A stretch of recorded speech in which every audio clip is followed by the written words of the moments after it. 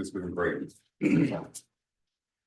The lecture that I'm here to deliver to you today is on African American classicism and craft. So that's the question that you all generally know what classicism is. The classical architecture usually denotes architecture which is more or less consciously derived from the principles of Greek and Roman architecture of classical antiquity, or sometimes even more specifically from the works of the Roman architect Vitruvius. Different styles of classical architecture have existed, arguably existed since the Carolingian Renaissance, and predominantly since the Italian Renaissance. Although classical styles of architecture can vary greatly, they can in general be said to draw upon a common vocabulary of decorative and constructive elements. The term classical architecture can also apply to any mode of architecture that has evolved to a highly refined state, such as classical Chinese architecture or classical Mayan. It can also refer to any architecture that employs classical aesthetic philosophy. The term might be used differently from traditional or vernacular architecture, but they all share underlying axioms. So when we think about classicism, we think oftentimes Greco-Roman. So we think about situations such as the Roman Forum, which began in the 7th century BC, or the Acropolis in Athens began in the 5th century BC. Think about these from not only from an elemental standpoint of structures that are located within them, but also from the idea of their arrangement in relation to each other. But I want you to think about this for a moment, right? These great places, the Roman Forum, the Acropolis. But let's take into account places like the Valley of the Kings, which was established in the 16th century BC, or the Karnak Temple complex in the 21st century BC, both in Egypt.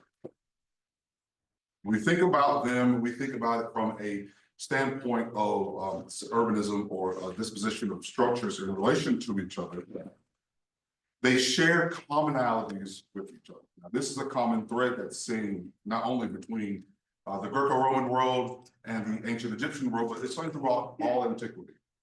Specifically seen as Professor Rowe will probably show you, you see these commonalities also throughout sacred architecture and the arrangement of elements and how things go together in flow plan. We think about these buildings such as the Erechtheion, picturing the caryatids on the portico and the porch there. But there are also some very common threads that you see within the Karnak Temple complex.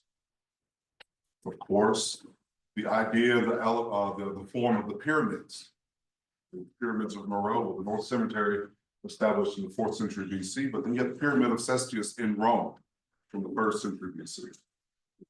It begs the question to continue to think, is this Greco-Roman or is it somewhat Egyptian or African in the origin? Even down to elementally, when we look at things like the Egyptian lotus cavern versus the Greek Tower of the Winds, all these elements are so similar to each other. Not necessarily an argument saying that classicism or Greco-Roman classicism, as we understand it, is necessarily inherently African, but there's much more of a connection than previously acknowledged. Of course, this goes to say that the 2 of these 7 ancient wonders of the ancient world were located on the African continent. The Great Pyramids of Giza and the Lighthouse of Alexandria, of which one only existed. Even so, there's this complex known as the Great Labyrinth. In an account of Egypt in circa 430 BC by Herodotus, he states, moreover, they resolved to join all together and leave a memorial of themselves. And having so resolved, they caused to be made a labyrinth, situated a little above the lake of Moiris and nearly opposite to that which is called the City of Crocodiles. I saw this myself and I found it greater than words can say. For if one should put together and reckon upon all the buildings and all the great works produced by the Hellenes, they would prove to be inferior in labor and expense to this labyrinth. Though it is true that both the temple at Ephesus and that at Samos are works worthy of note. The pyramids were also greater than words can say. and each of them equal to the many works of the Hellenes, great as they may be, but the labyrinth surpasses even the pyramids. Pliny also describes the labyrinth in its natural history in the 1st century AD. He states, we must mention also the labyrinths, quite the most abnormal achievement on which man has spent his resources, but by no means a fictitious one, as one might suppose. One still exists in Egypt. Various reasons are suggested for its construction. Demosthenes supposes it may have been the palace of Moteris, and the Lysias the tomb of Moaris, while many writers state that it was erected as a temple to the sun god, and this is the general belief. Whatever the truth may be, there is no doubt that Daedalus adopted it as of the model for the labyrinth built by him in Crete, but that he reproduced it only 100 part of it, containing passages that wind, advance, and retreat in a bewilderingly intricate manner. It is not just a narrow strip of ground comprising of many miles of walks or rides, such as we see exemplified in our tessellated floors or in the ceremonial game played by our boys in the Campus Martius. But the doors are let into the walls at frequent intervals to suggest deceptively the way ahead and to force the visitor to go back upon the very same tracks that he has already followed in his wanderings.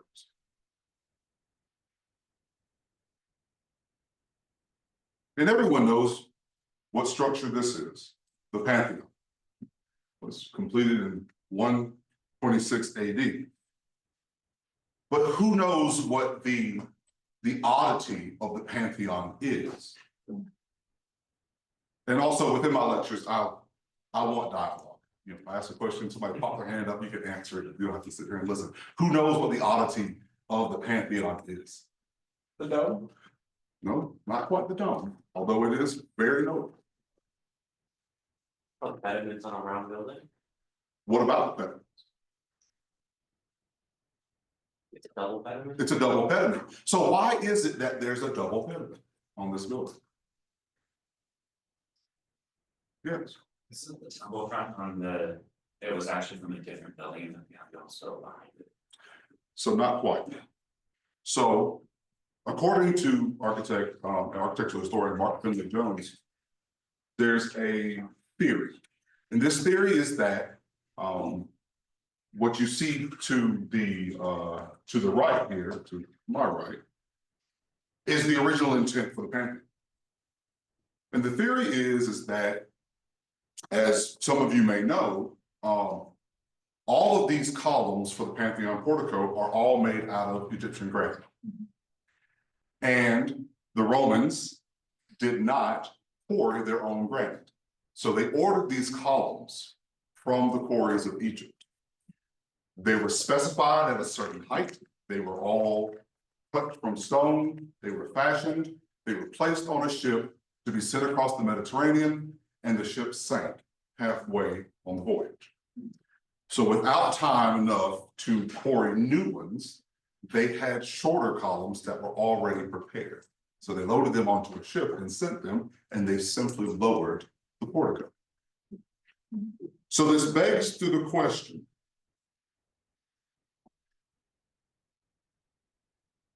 why the dependence upon Egyptian quarries and quarrymen? If the Romans had done all of this perfecting of architectural forms, they very well could have just fashioned these columns out of locally sourced Carrara marble, giallo antica, serpentine, but they ordered these columns from Egypt. So it goes to ask the question again, when you're thinking about classicism, is it Greco-Roman or the origins deeper, closer to the African continent?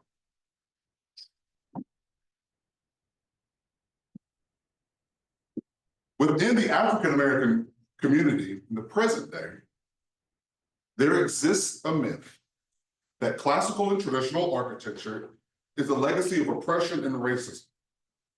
While there is a negative association of this tradition to the plantations of the Old South, there is a positive reality to classicism and the African-American diaspora, particularly in Charleston, South Carolina.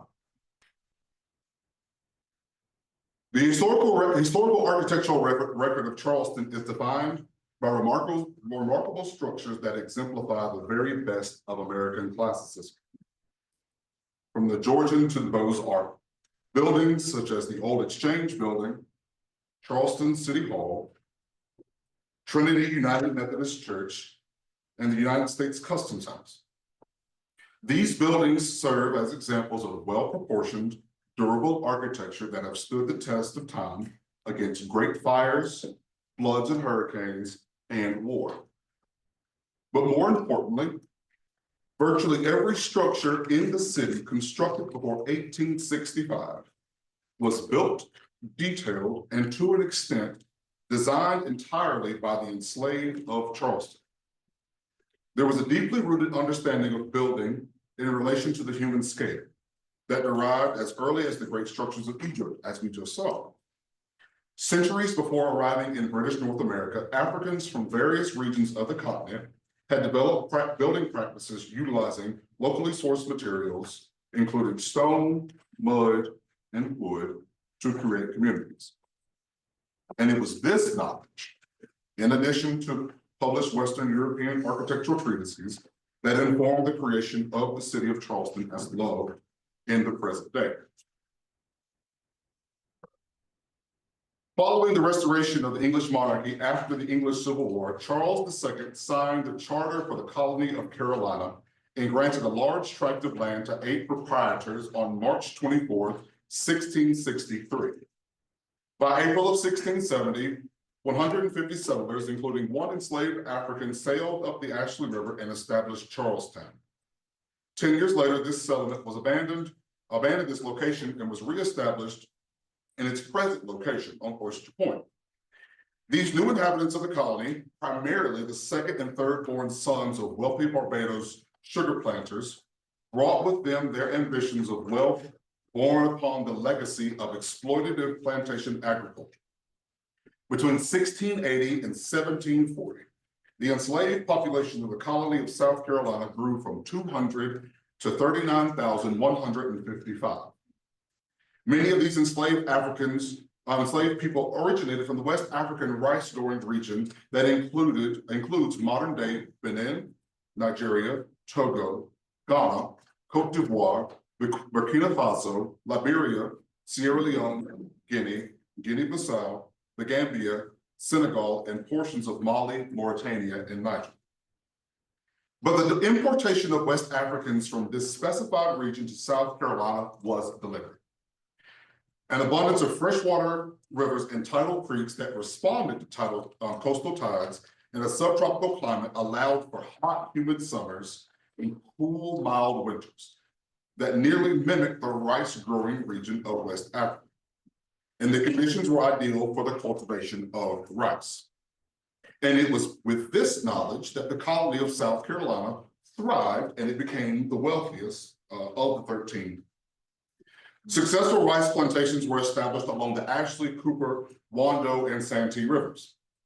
Familiar names such as Drayton Hall, Middleton Place, and Wapu Plantation not only produced thousands of pounds of rice and millions of dollars, but also the founders of the United States.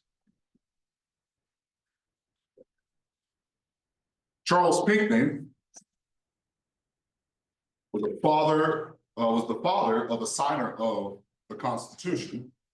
He was the Advocate General for the Court of the Vice Admiralty, and he served as the Attorney General of the province of South Carolina.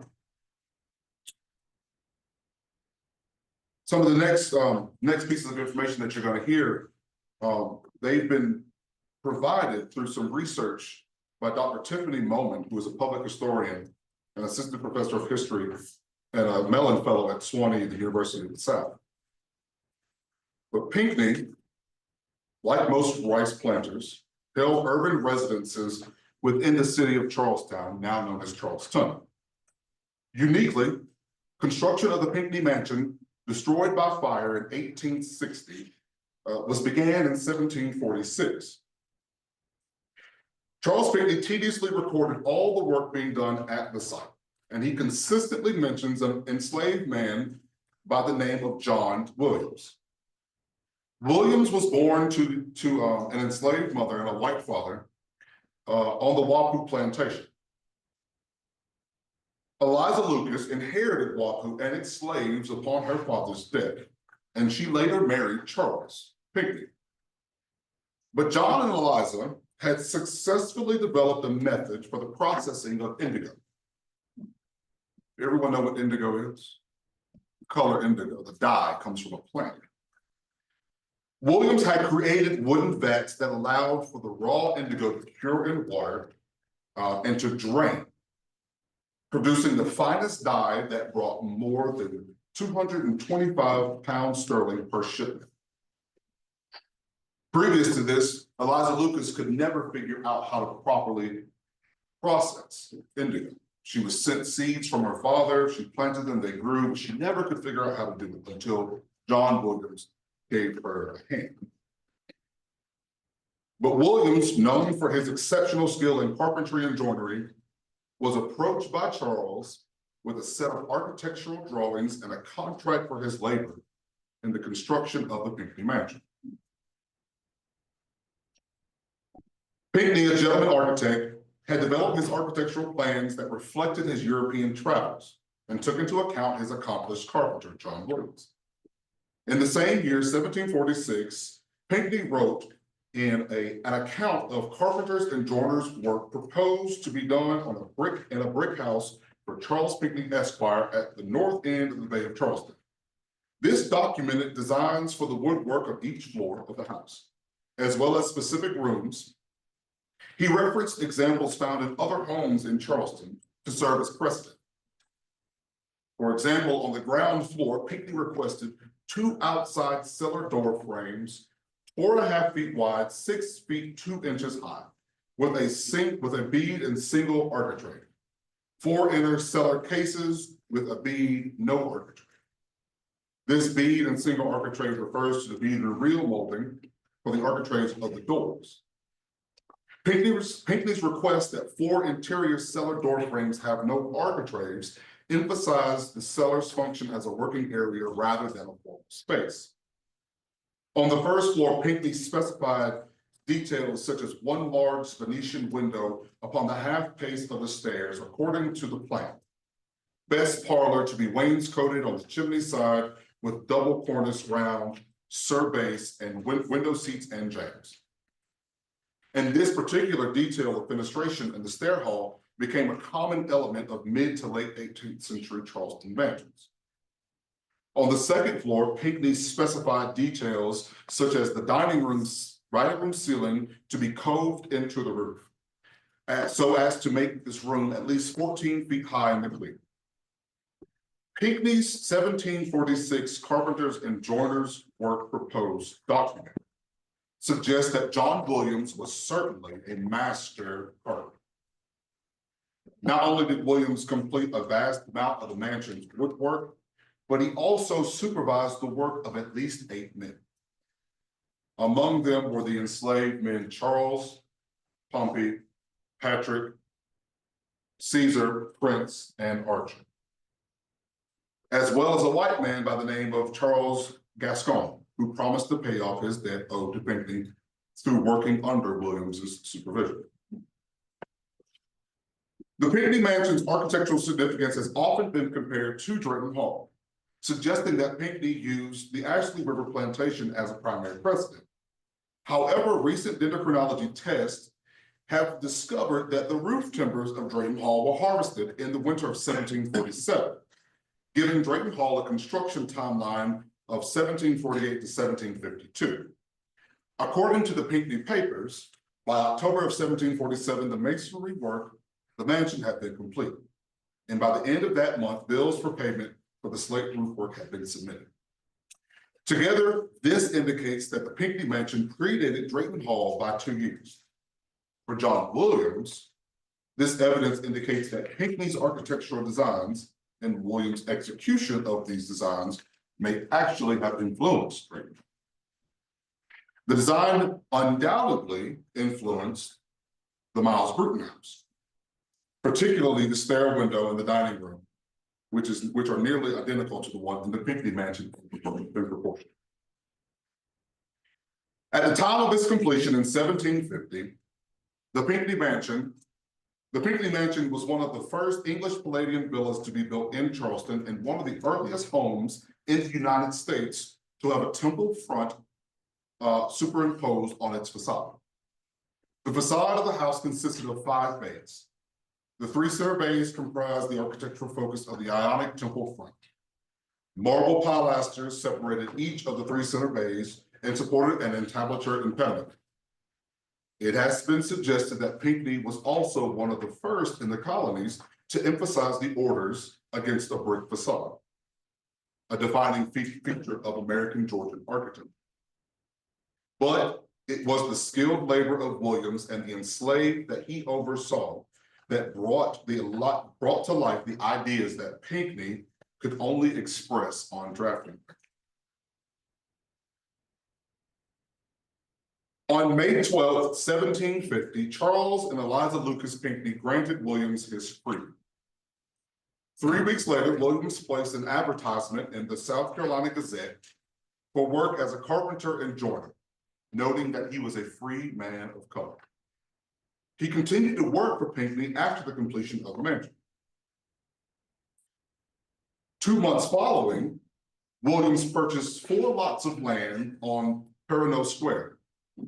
More precisely, the urban property of John Williams once formed the northwest corner of Ellery Street and Maiden Lane. And his property was located in close vicinity to the Pinckney Mansion. In the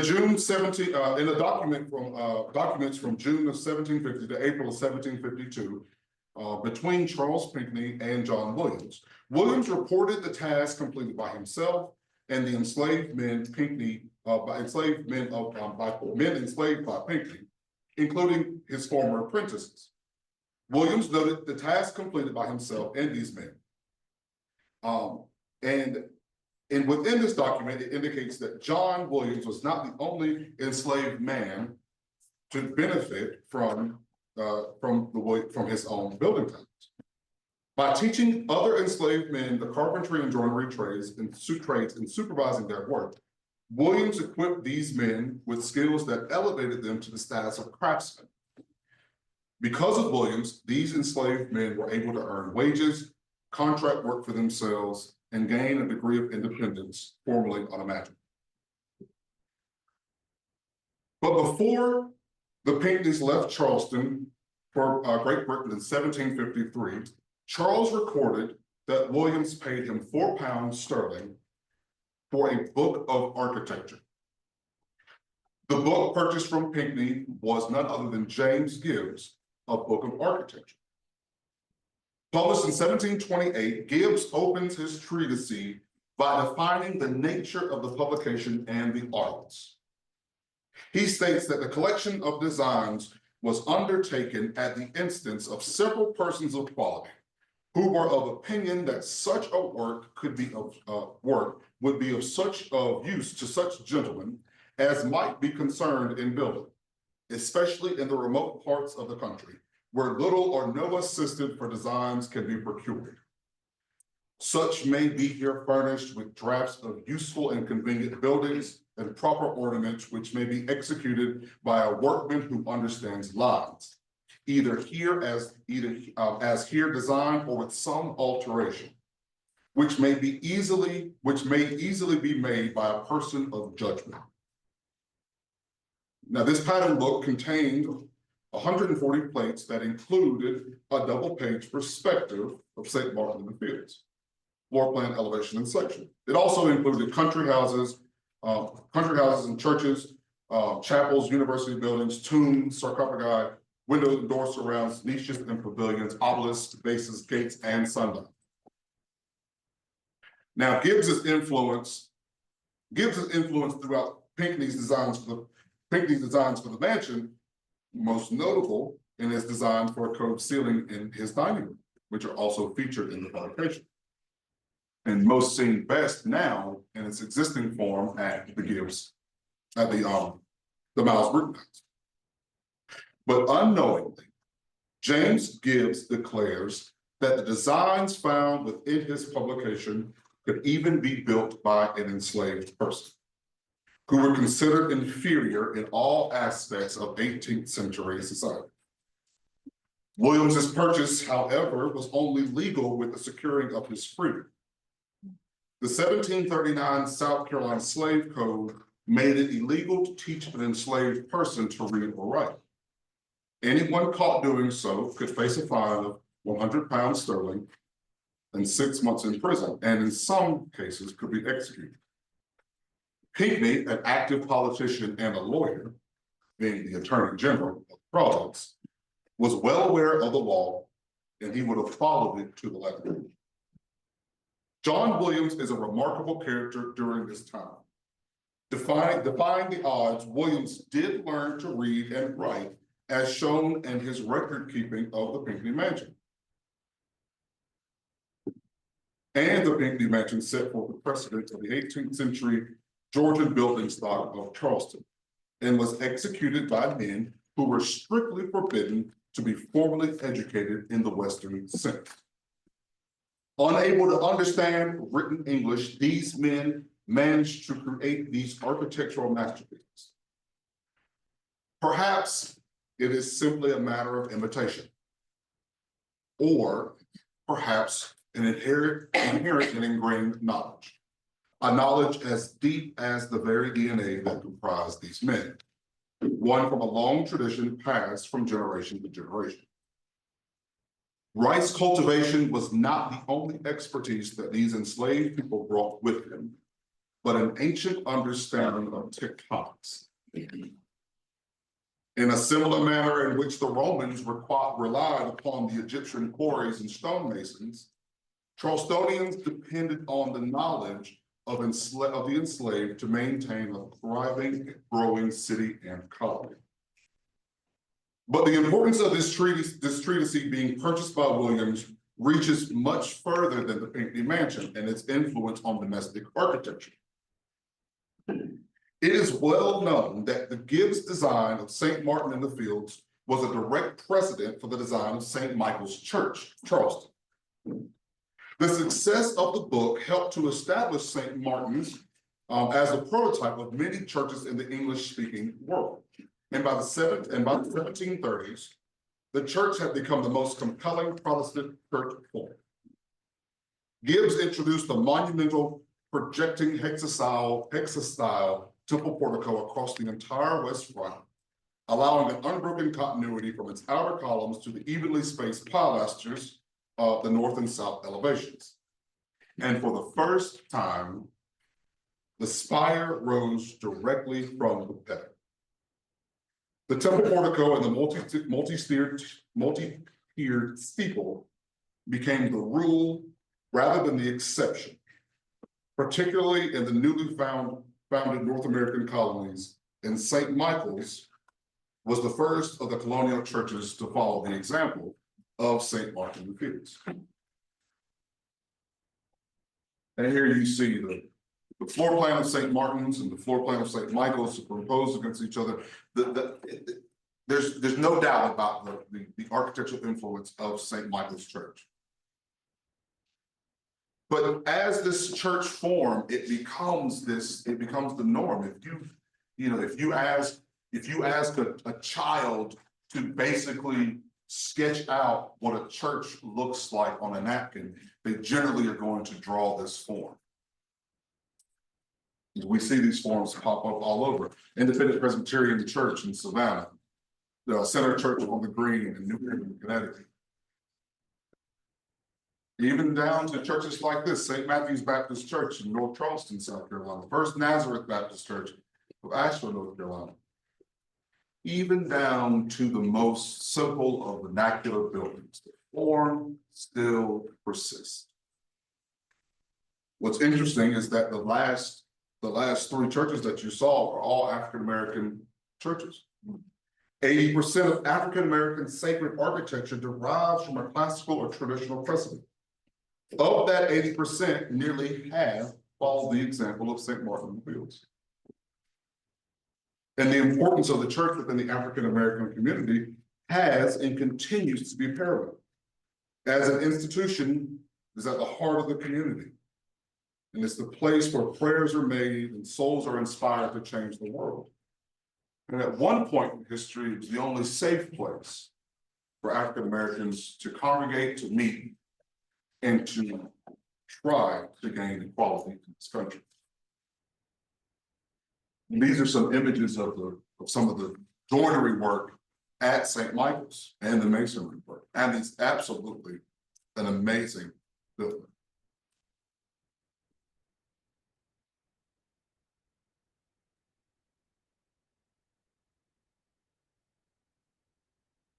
The construction of St. Michael's, this church, began in late 1751, early 1752. Deliveries of lime, sand, and bricks had been made by then, and the foundations of the church were begun. The enslaved workmen were responsible for the erection of scaffolding, the burning of oyster shell for quicklime, the processing of mortar, and the laying of load-bearing brick walls and vaults. From October of 1752 to November of 1754, a record was kept of the enslaved workmen on the site at St. Michael's. These tables not only show the names of the enslaved who constructed the brick walls, columns, and steeple, but also the names of the owner, the number of days each worked, and how many men were present each day in each month. Within these tally sheets, Charles Pinckney is recorded 3 times as having enslaved men working on site. These men, named Scipio, Joe, and Cujo, worked a combined total of 334 days. And these enslaved men very likely worked closely with Williams during the construction of the Pinckney Mansion 3 years earlier. The training that they would have received under the supervision of Williams would have allowed them to effectively execute work on St. Michael's. Familiar with architectural details set forth by the request of Pinckney, they would have had little difficulty understanding the tectonics and composition of St. Michael's. From newspaper accounts, we know that the freedman Williams is still working in the city after the completion of the church in 1761. It very well could be that Williams himself served as an expert eye and master craftsman, particularly in regard to the interior woodwork and the extensive timber framing details within the roof and steeple. The architect of St. Michael's is unknown, but in the manner of the Renaissance, Williams may have embodied the pre-Enlightenment master builder of equal status to Bologna. But evidence for this remains to be discovered. In 1758, Williams received the deed for his lots on Ellery Street, free of mortgage. And he was described as John Williams of St. James, Santee Parish, carpenter and planter. In that same year, 1758, Charles Pinckney died of malaria shortly after his return to Charleston. Eliza Lucas continued the management of the extensive plantations for a time before relocating to Hampton Plantation in St. James, Santee Parish with her daughter and her son. In 1763, John Williams announced his intended departure from Charleston in the South Carolina Gazette, to where we have not discovered evidence. But through recent research in conjunction with documentation efforts by the American College of the Building Arts Architecture Department, it is believed that due to the proximity of geographic location and time, that John Williams very well could have been responsible for the construction of St. James Santee Parish Church, completed in 1768. Now,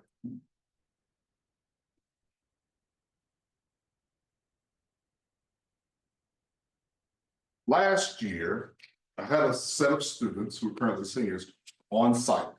Our documentation, our preservation studio is here at this church. Measured drawings of everything. And as we're there and I'm understanding the history of this place, it becomes a little bit odd. Doing this research on John Williams is listed as owning 400 acres of land as a planter and carpenter in St. James Santee Parish. And this is St. James Santee Parish Church. 2 miles down the road to the east is Hampton Plantation, the plantation where his former mistress, Eliza Lucas, now resides with her son-in-law and her daughter. This is finished in 1768. He relocates out of Charleston proper in 1763. Time and proximity point that there may be a connection with the construction of this building to John Williams. So as we're there, we're studying this building, things start popping out. This cove ceiling, here it is again. Cove ceiling, another common feature, the cornice in the building and within the interior of the building. But what starts to pop out are things such as this. So the colored image here, this is of the box pews at St. Michael's. The black and white image are Hab's images of the box pews at St. James Santee Church. When you look at the details from the paneling to the top rail, even down to the hinges, they are almost identical. Time, location, Williams, Eliza, St. James Santee Parish, down to details. There is no evidence for it. I have not found it yet. Looking constant. But in a situation where there is smoke, there generally is fire. But essential to the St. Michael's project, as well as the Pinckney Mansion and as well as St. James Santee Parish Church, was the production of brick. It was the enslaved at plantations along the Cooper River, such as Boone Hall and Parnassus Plantation, that produced bricks desired throughout the city. And these enslaved workers brought with them a tradition of masonry production and building from the West African rice-growing region, along with their rice. And this is most evidently seen in the utilitarian structures of plantations. As you see on here, it's colored image. This is the smokehouse at Boone Hall Plantations, kind of comical shape. This beautiful painting is of the Slave Avenue at Mulberry Plantation, all on the same side of the river. But there's a very interesting connection. These are all modern day structures found in West Africa. But this advanced knowledge of masonry had been handed down for centuries and had accompanied these captured West Africans to the low country of South Carolina. And throughout the South in general. This black and white image is of slave dwelling at the Hermitage Plantation in Chatham County, Georgia, right outside of Savannah. And this colored image is of the slave dwellings at Boone Hall as well. And what's interesting is that there are modern day equivalents to these structures in West Africa now. But as with the buildings they created, Charleston bricks became associated with a white man who owned the brickyards that produced the bricks and not the laborers who made the bricks. But much of this masonry of this time, it bears maker's marks of the producing plantation. Yet it is the fingerprints of small children in the fired clay that speaks to the legacy of the true arts. Following, well, not quite following the end of the Civil War, but right in the middle of the Civil War, in 1862, a school called the Penn School was established for newly freed slaves. Now, of course, the Civil War didn't end until 1865, but Penn School is located on St. Helena Island, which is south of Charleston. St. Helena Island is in proximity to Beaufort, South Carolina, which fell to federal occupation quickly in 1862. Now, this school was founded on land purchased from a freedman, Hastings Scamp, and the private charity, which composed mostly of Quaker abolitionists in Philadelphia, supported this school in its early decades. After a few years, after the end of Reconstruction, the school struggled financially. But the curriculum of the school was revisited and revised. And the curriculum took on we know as the Hampton-Tuskegee model.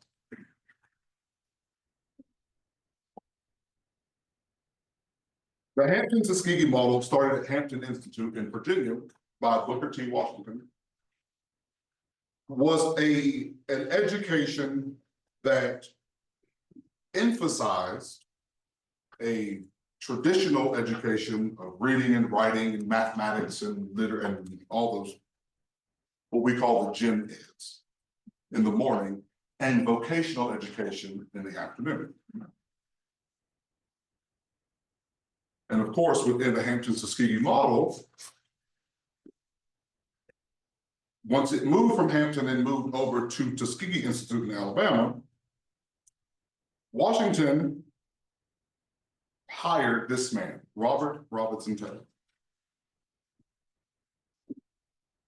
Robert Robinson Taylor was born June 8th, 1868 in Wilmington, North Carolina. His father was born into slavery and his mother as well. He left home in 1888 for MIT, where he studied architecture. And in June of 1890, and again in 1891, he was recommended for the Loring Scholarship, which he held for those 2 consecutive years. But during his course of study at MIT, he talked on more than one occasion to Booker T. Washington. What Washington had in mind was for Taylor to develop the industrial program at Tuskegee and to plan and direct the construction of new buildings for the campus. At the MIT faculty meeting of on May 26, 1892, Taylor was one of 12 students in course 4, the course 4 architecture program recommended for a degree. The class of 1892 was the largest on record since MIT's founding. After graduation, Taylor did not head directly to Tuskegee, but he did finally accept the offer in the winter of 1892. Taylor's first building on campus was the Science Hall, completed in 1893. And this new Science Hall was constructed entirely by students, using bricks made by students under Taylor's supervision. Now, of course, Tuskegee is not unique in this endeavor. This also happened at the University of Notre Dame. Students would dredge out the bottom of the lakes, they raided the bricks there, and that's why the early buildings at Notre Dame are yellowish, marl in the lake. But Thrasher Hall, this project, it epitomized Washington's philosophy of instilling in Tuskegee students, these descendants of formerly enslaved Africans, the value and dignity of physical labor, and it provided to the world an example to the world of the capabilities of African Americans in the building trades. And it underscored the larger potential of the manual training curriculum being developed at Tuskegee. A number of other buildings followed, including the original Tuskegee Chapel, Tompkins Hall and Whitehall, the Oaks, which was the residence of the president of the college, the Carnegie Library, the Millbank Building, James Hall,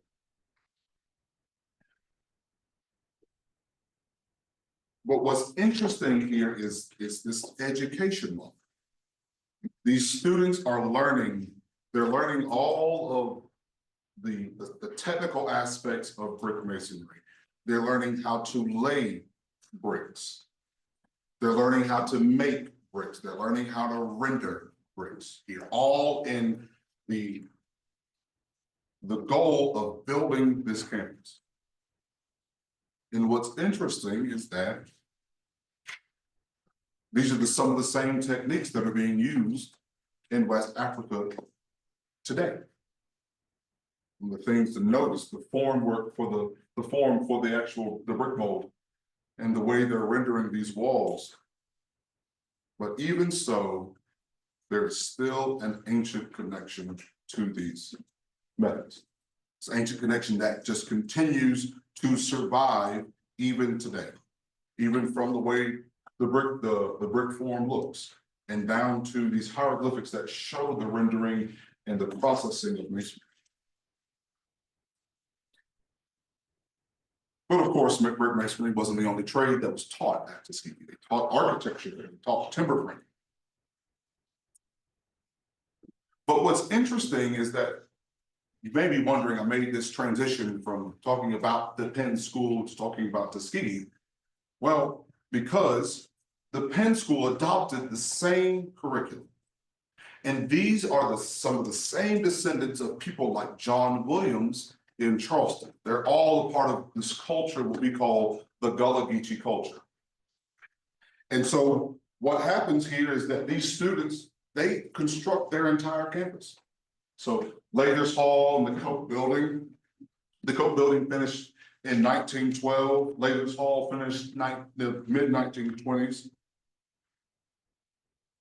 But the similarities of these forms, St. Helena Island, where the Penn School is located, there was not a bridge to this island until the 1960s. So these sea islands on the coast of South Carolina and Georgia and Florida, they're remote places. The education that they're receiving comes directly from the place that they're building. They're all formerly enslaved people. Remember, the 1739 slave code, it forbade enslaved people from being educated. But here they are, they're starting this education model, they're building this place from scratch. But there's all these unique and like very familiar architectural forms that you find here. And so what was that? I spent a lot of time here at Penn Center. And this building, Lathers Hall, which used to be the boys' dormitory, has these Tuscan columns. I'm thinking, wow, this looks so familiar. They look so perfect.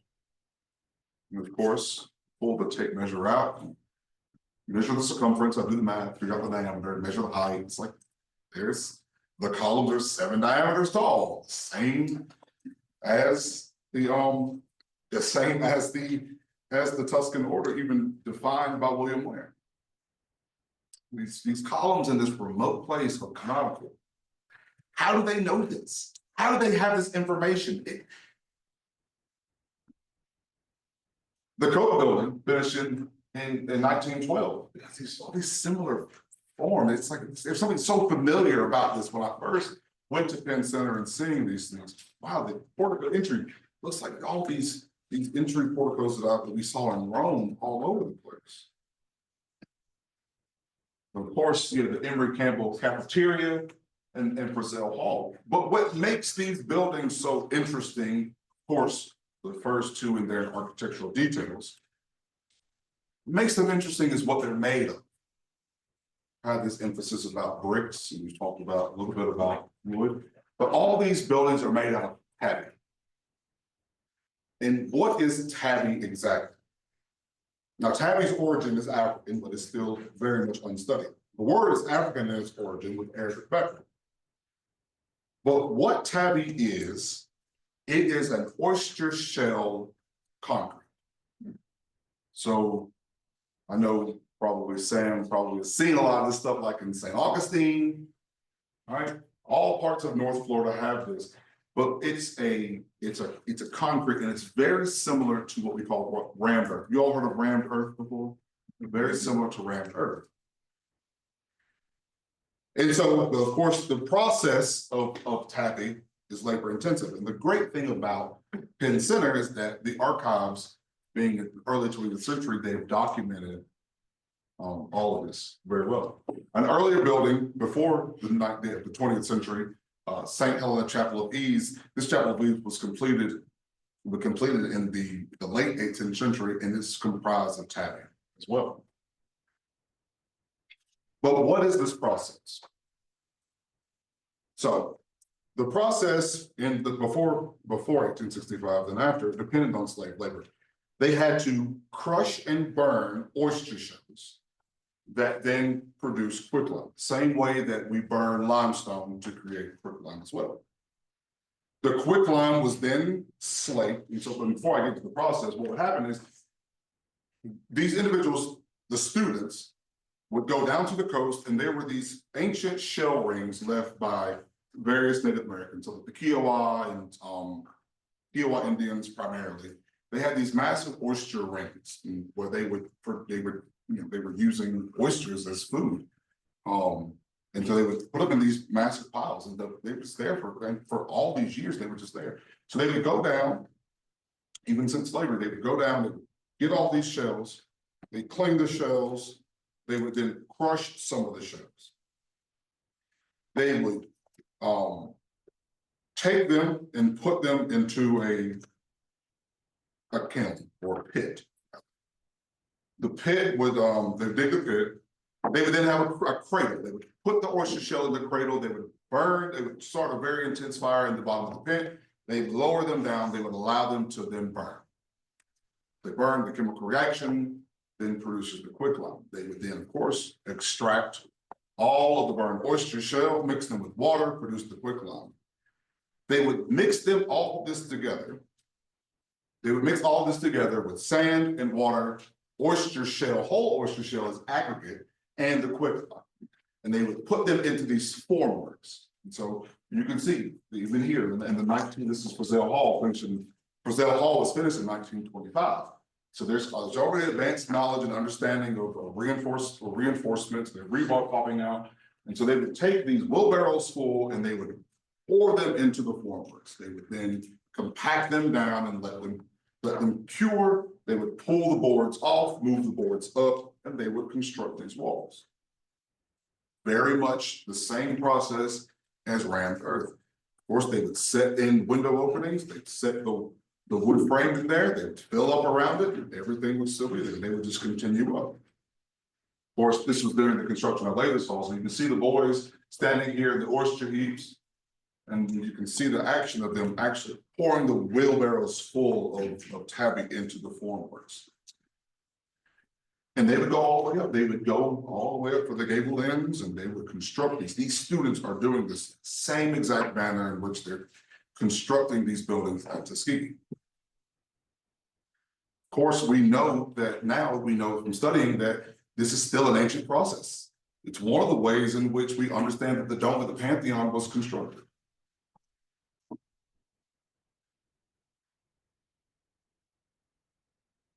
But this earthen construction, this type of earthen construction, is not just limited to St. Helena Island at the Low Country and the coast. Even further inland in South Carolina, Statesburg, which Statesburg actually is the geographic center of the state. There is this church of the Holy Cross, was finished in 1850, and it's a completely rammed earth building. Completely made with it. Of course, there's all these rammed earth examples that still exist. It's one, for example, in Morocco. Of course, there are ancient connections to this building methodology, but it's something that's still being done. There's still these African connections to these traditions of building that started from antiquity throughout the antebellum period into the early 20th century and still are being done on the continent. Of course, materials, when we think about the other materials of Penn Center, timber framing, roof structures, the same education that they're receiving at Tuskegee. They're doing it here at Penn Center.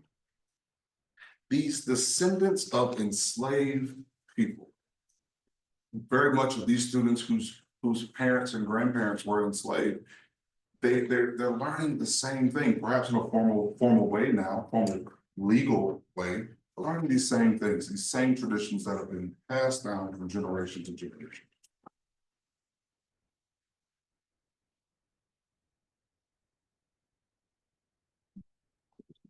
Back to the pond.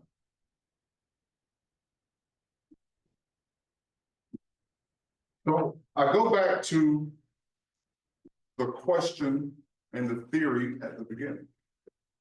Within the African-American community and within academia and other schools of architecture, not just in the African-American academia, But in other schools of architecture, it is said and believed that classicism is inherently racist. So I want to talk about a few notable African-American classical architects.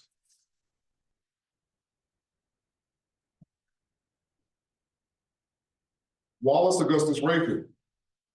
He was the second formally educated practicing African-American architect in the United States.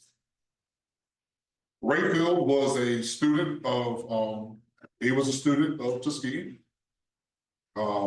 He also went to Howard University, but then he was recruited again by Booker T. Washington to be the director of the Architectural and Mechanical Drawing Department. So he's there, he's working in conjunction with Robert Taylor, really under his supervision. But he has these, while he's there, he opens an office in Alabama. He has a few branches actually, and he produces these really great buildings.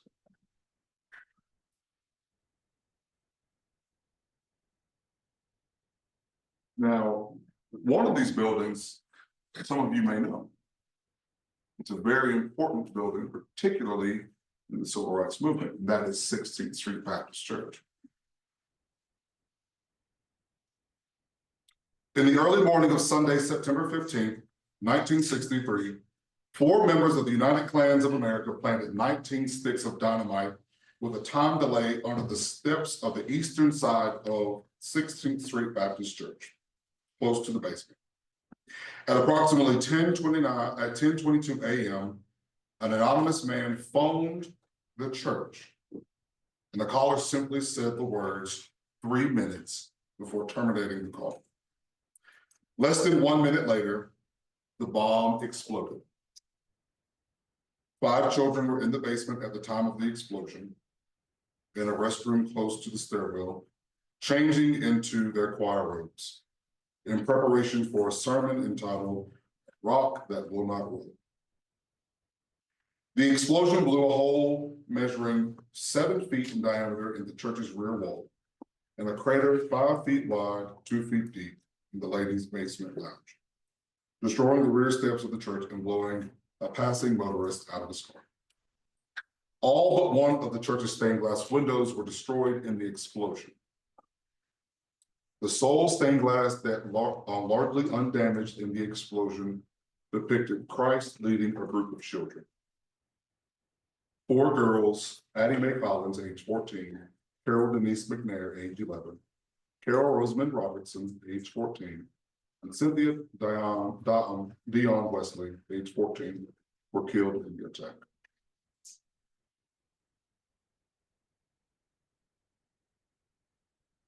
Another notable African-American architect of this time was William Sidney Pittman.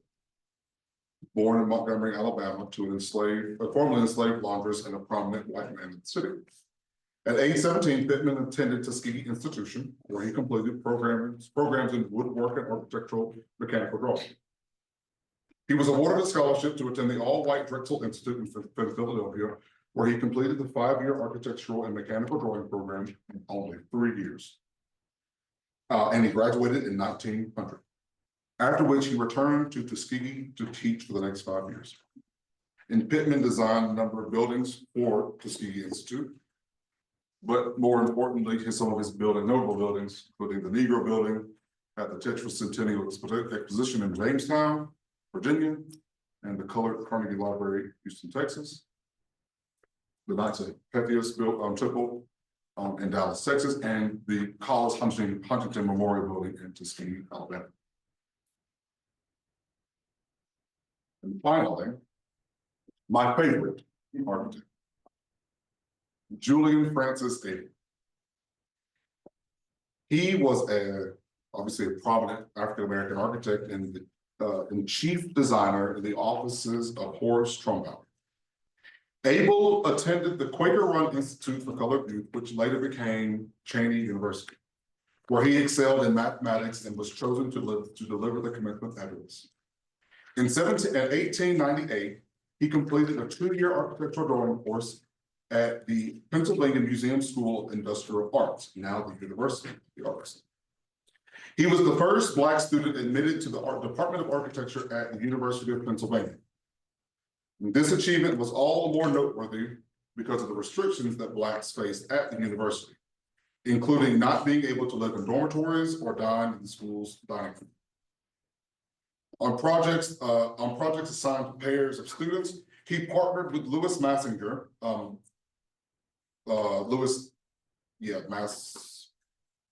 something, sorry. The only Jewish student in the department who also faced discrimination. And this was the beginning of a lifelong friendship between the two. He contributed to the design of more than 400 buildings, including the Widener Memorial Library at Harvard University, Philadelphia's Central Library, and the Philadelphia Museum of Art.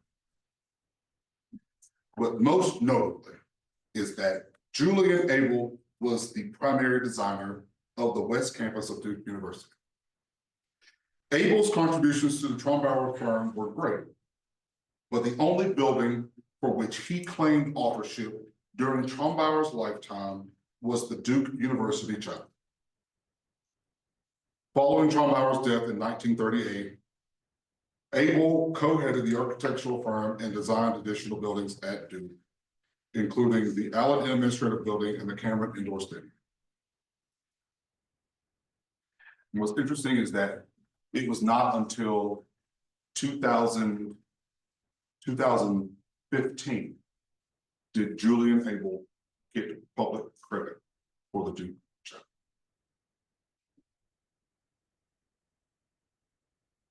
The practicing of hiring out enslaved people to build the great 18th, mid-19th century structures reinforces the notion that classical and traditional architecture is not a racist or prejudiced discipline of design. Yes, the institution of slavery has left a permanent stain upon American society, but it was through this unfortunate practice that the traditions of continental Africa survived. Just as many aspects of American culture, such as food, music, and the visual arts, have African-American influences, so does architecture. American classicism is not only rooted in the Greco-Roman, but in the richness of the village mindset of the African-American community. So of course, as we continue to have more than ever now, these conversations around the nation about racial and social justice, we must always remember that the Vitruvian triad, Firmitas, Utilitas, and Venicitas, leads us not only in the design of architecture, but also in the design of the new American society, where all men are indeed created equal.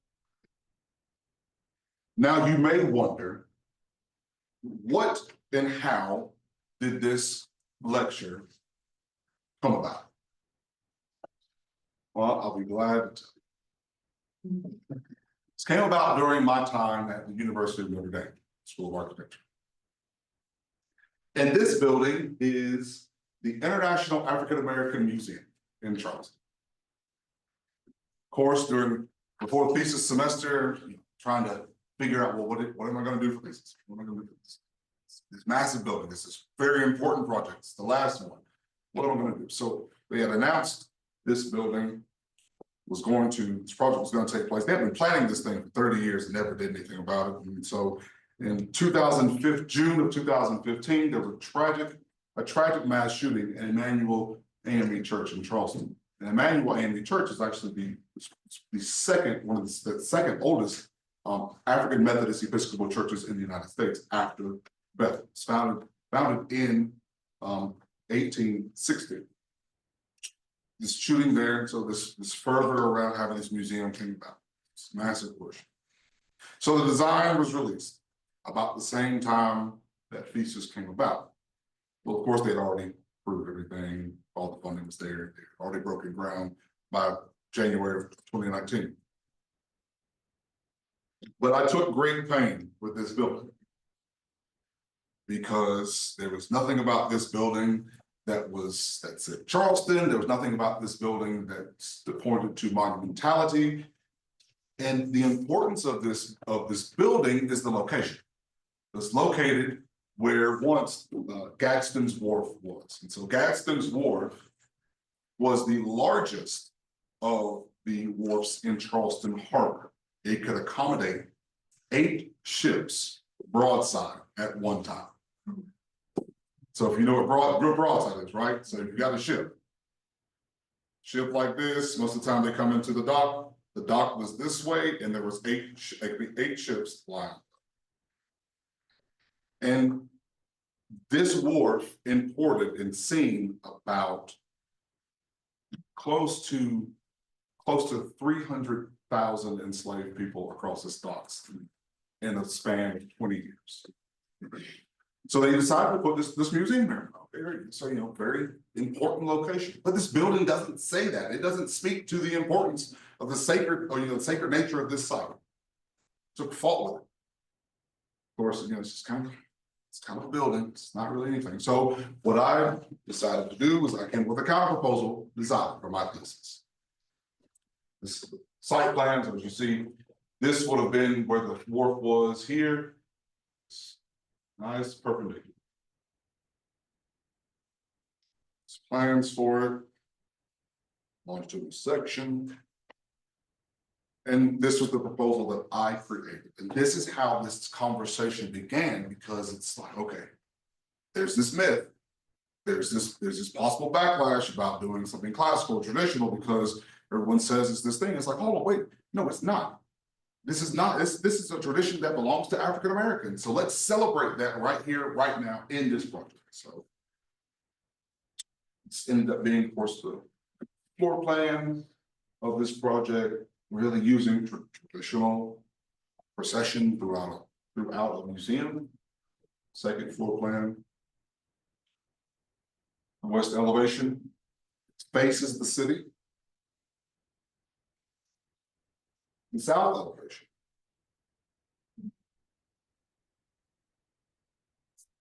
And then the east elevation that faces the river. So people ask the question, well, you know, you didn't, what about this, all this African symbology? You didn't put any symbols on it. It's like, how can I infuse West African symbology in a meaningful way? There's so many cultures. You know, Africa's not a country. Right?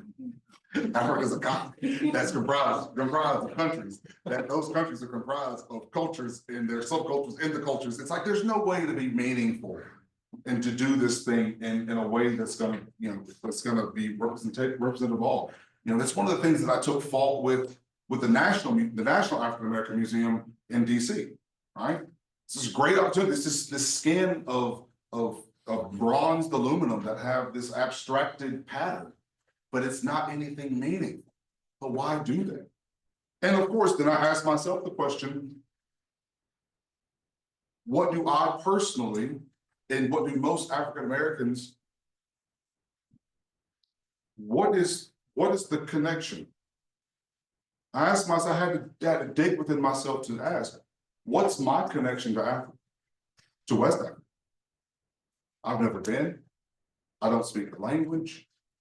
My parents, my grandparents, my great-great-parents, they're not from there. They are all here in America. Of course, they were brought here forcibly, but I don't have a connection to the place aside from my skin color. But I do have a connection to a place that my ancestors were here, and they worked the land in enslavement, and out of enslavement, they still worked and they helped build this country. So why not celebrate that? Why not celebrate forms in a city like Charleston that the enslaved built? The tradition belongs to the African American community. So let's celebrate that. So that's why you see the design of this building as it is. To celebrate that wonderful tradition.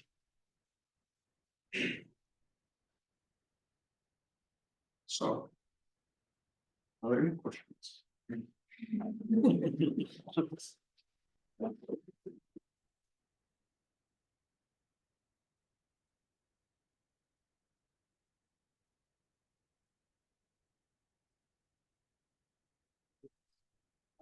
With the notion that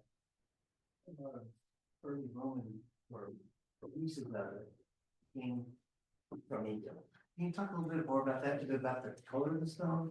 Because there's plenty of granite in India. Was it about the color, was it about the availability, cheaper to get and ship, like they get their own? It was the labor. Like, It was the labor, right?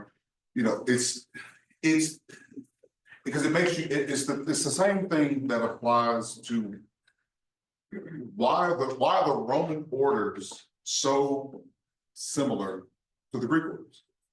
Right? The Romans didn't develop the Corinthian, for example, the Northern Bionic, the develop. Who was doing all the kind of the decorative carving? It wasn't what Roman were. The Romans were they were a culture of bricks. They just built brick buildings and they covered them in skins of marble, unlike the Greeks who built, you know, solid stone buildings. And so they were always using other people. They did not have, it's not that they didn't have the capabilities, but they used other cultures of building to achieve this facade. And it's just a matter of ancient imperialism.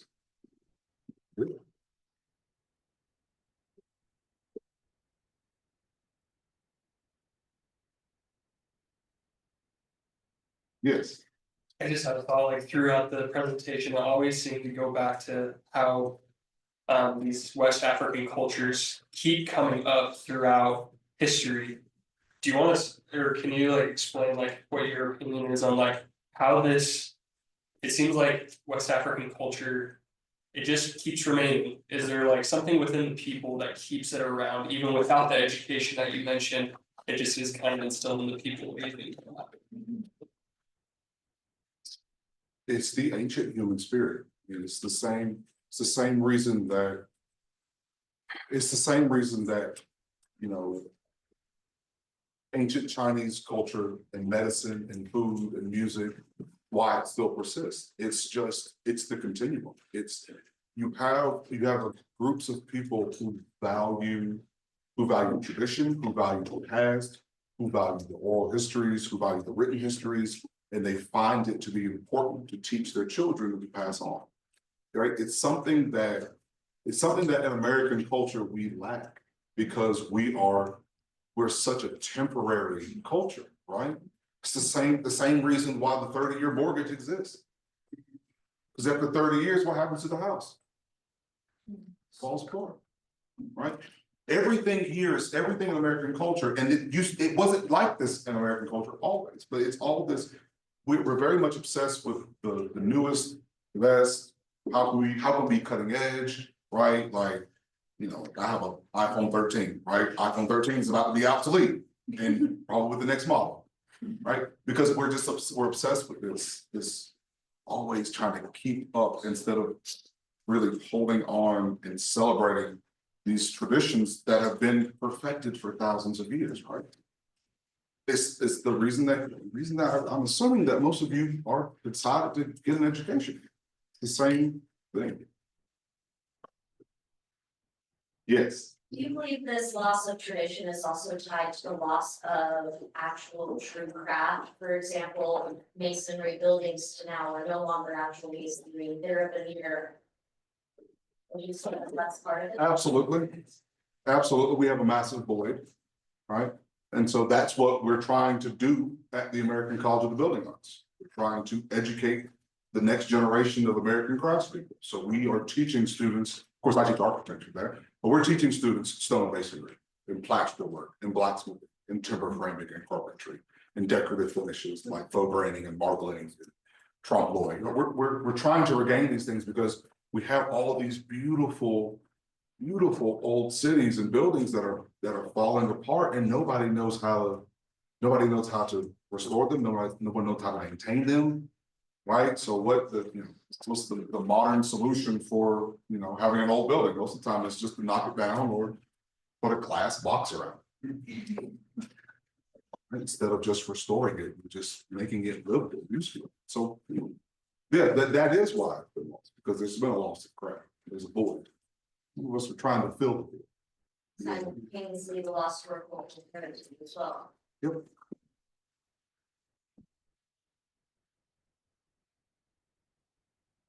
Since your capstone and since you've been conducting this research, have you seen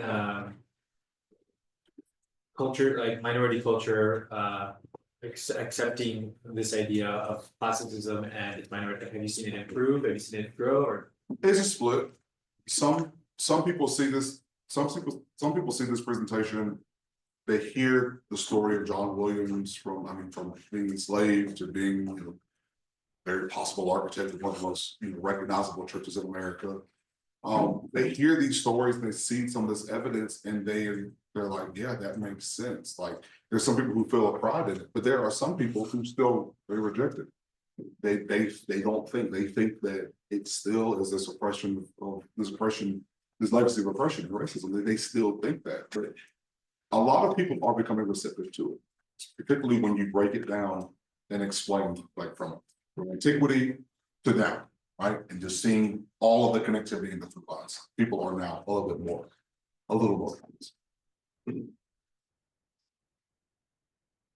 Based on the last question, how well was your project received by the jury and the peers? By the jury, it was, yeah, everyone loved it. Everyone thought it was great. They thought it was thought provoking, particularly because of the narrative behind it. And, yeah, now how was it received in the community? Now, people encourage me like, oh, you should definitely submit this, send this to the museum board and just say, this is it, have a community exhibition. I'm like, well, too much, I don't want to be carried out of town on a rail towards the country. And so, but I showed this project to some influential community members, right? And there's certain things like this space right here, all right? I thought about this space as being this gathering space, or kind of performing space possible. I think there's another. So you can see in the plan here, right? It's this kind of performance hall. Well, I had talked to community members and they had all said like, oh, in these community meetings, we asked for some kind of gathering space, performing space, like gathering, this kind of meeting. And it was story, right? And so, I made sure to take those things into account. So when I showed this to community members, a lot of them were very pleased. And, I received a lot of feedback like, oh, I wish that this would be the project.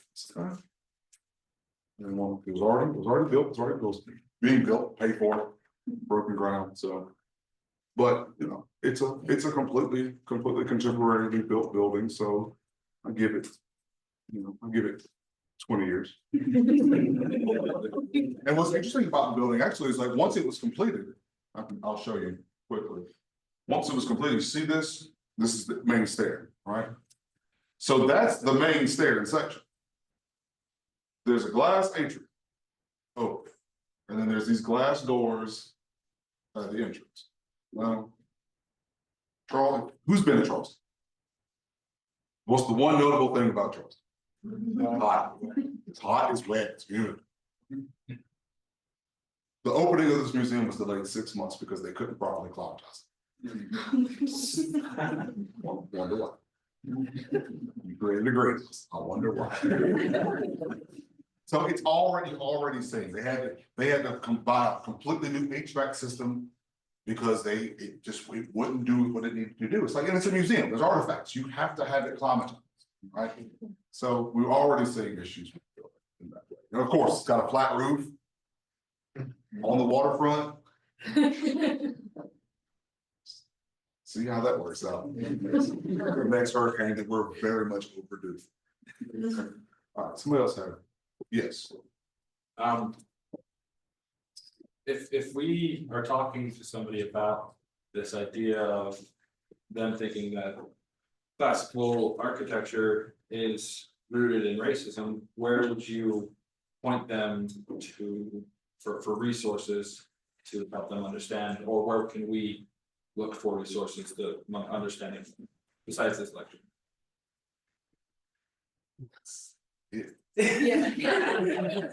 So this research has not been done. There are no publications about this. And I've asked around to like almost a lot of classical, well-respected classical designers and architects, particularly like at Notre Dame. This research has not been done. I'm like the person who's doing it. So they got questions. You know.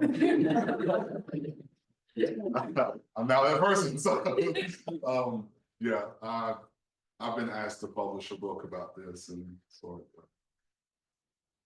Publishing books takes a lot of time, isn't that right, man? Yeah. So, Well, look at this, like, is it Alan Greenberg? He wrote a book, Architecture of Democracy, talking about when Albert Speer for Nazi Germany did these fantastically weird classical buildings. And that's where classicism gets a lot of that rap. a lot of this bad stuff, right? And so the thing that you have to understand is that architecture itself isn't anything but building. Right? Architecture is not. It doesn't take on human characteristics. It can't hate someone, can't love someone. Right? Someone can attach their association with it. But the architecture itself is just what it is. It's just architecture. Can't do anything else. So thank you for saying that, and I hope my students of history of architecture remember that I say you cannot blame architecture and building for people's actions. You remember that? Yes. Yes. It's Thank you. just building.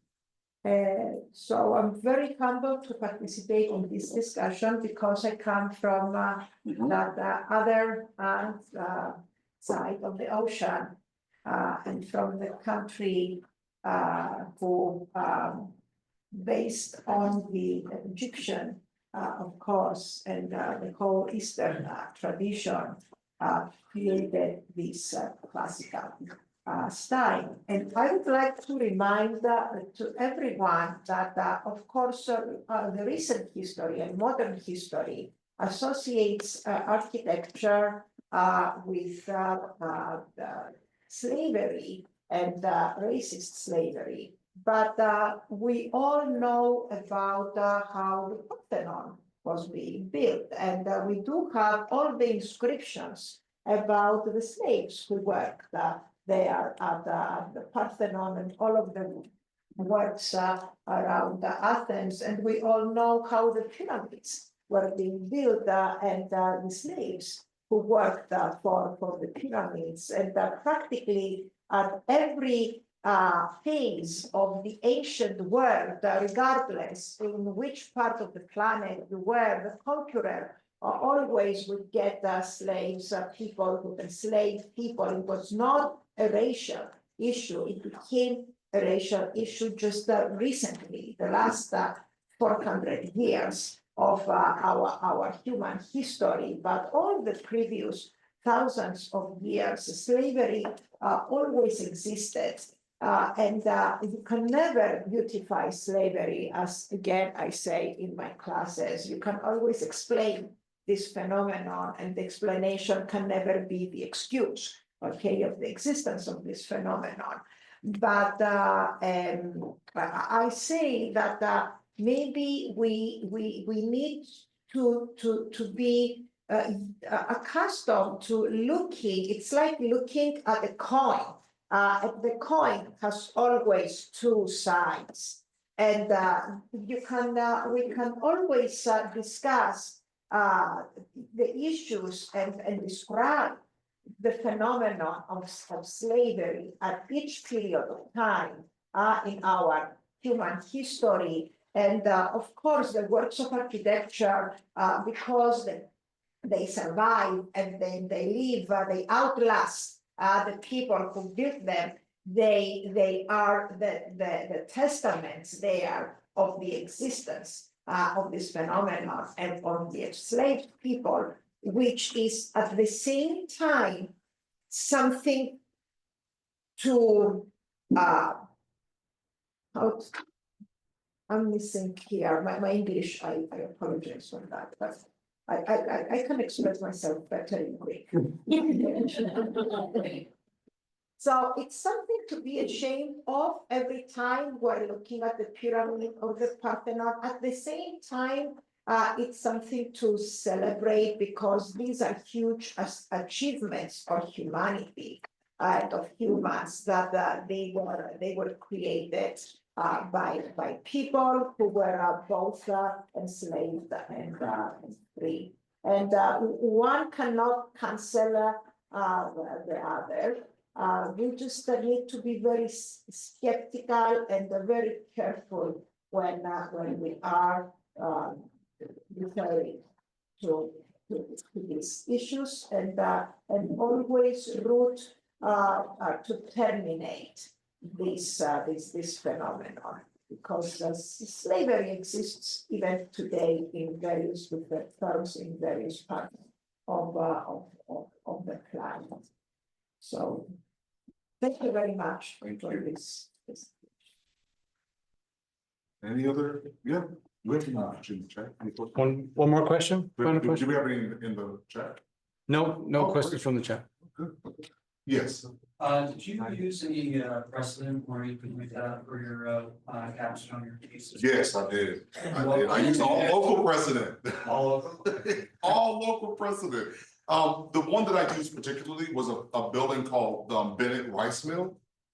I used it actually heavily. It was like my main precedent. And what only exists of that today is a facade that's barely holding on. But yeah, mainly local precedent, and and that was one of my significant ones because that was a place in which you had enslaved and then later, well, really just enslaved African Americans were working there on a constant basis because of rice cultivation. Some other buildings like was a building Avery School, which was a school dedicated for African Americans in Charleston. Beautiful building, was one of my primary precedent. I want to thank all of you. Thank you so much for being here this evening. Thank you so much for having me these past few days here at UVU. It's been great. I look forward to seeing you all again very soon. Thank you.